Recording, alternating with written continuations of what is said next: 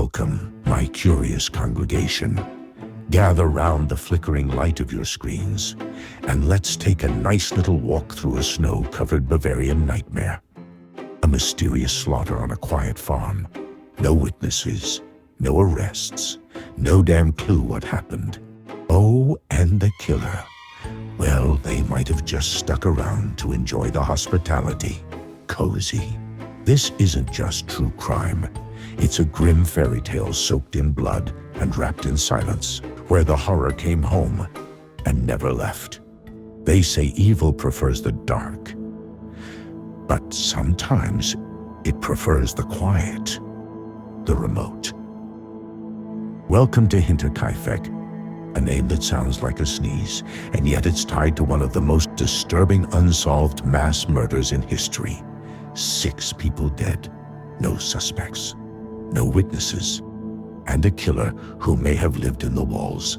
This is not some folklore from the misty forests of Germany. This happened in 1922 on a lonely little farm nestled deep in the Bavarian countryside where neighbors were far. The woods were thick and screams, well, they just got swallowed up by the trees. The Gruber family, not the cheeriest bunch, and not exactly liked in town, lived on that farm. Andreas, the patriarch, was known to be controlling, abusive, and allegedly incestuous. Victoria, his daughter, was widowed but possibly not single. And let's not forget 2 young children and a new maid who, poor thing, picked the worst week to start her job. Now, a few days before the murders, Andreas starts telling folks about strange things happening on the farm. Footprints in the snow leading to the house, but none going back. Keys vanishing, footsteps in the attic, newspapers showing up that no one subscribed to.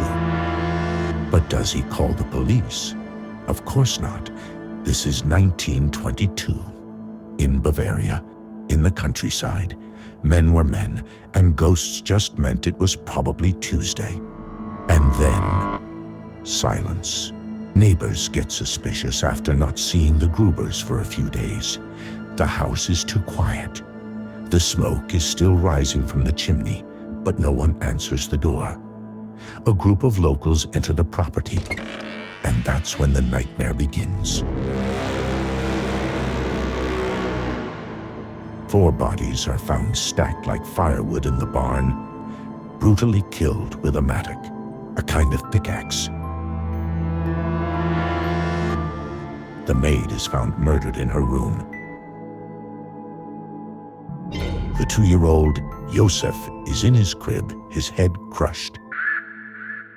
And here's the part that still gives seasoned detectives the willies. Meals had been eaten. The animals were fed. The fire was tended. For days after the murders. That's right, someone was living in the house with the corpses. The crime scene was a mess. People walked all over it before police arrived. Authorities botched the investigation. Even the heads of the victims were removed during autopsies and then lost. Because of course they were. Theories?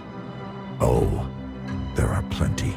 A jilted lover, a robbery gone wrong, a cover-up for incestuous scandal, maybe even someone the Grubers unknowingly sheltered, or someone they knew too well. The truth, it died in that house, along with 6 souls.